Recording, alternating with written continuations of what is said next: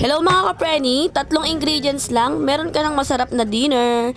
Kakailanganin lang natin ng carrots, repolyo at 2 itlog. Hiniwa ko na nga yung 2 nating ingredients at syempre hugasan mo yan. Hiniwa ko nga lang sa maliliit yung ating carrots para mas mabilis itong maluto.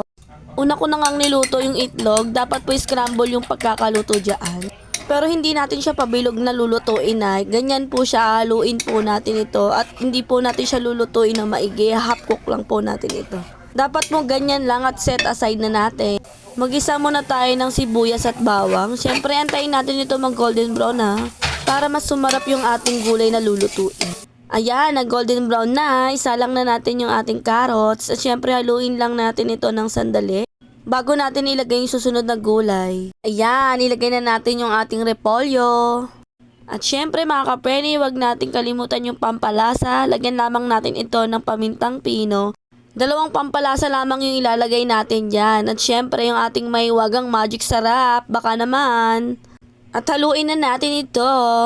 Takpan muna natin siya ng ilang minutes. Paluto na nga yung gulay kaya inilagay ko na yung ating in-scramble na egg kanina. Ayan, luto na yung ating gulay. Time na.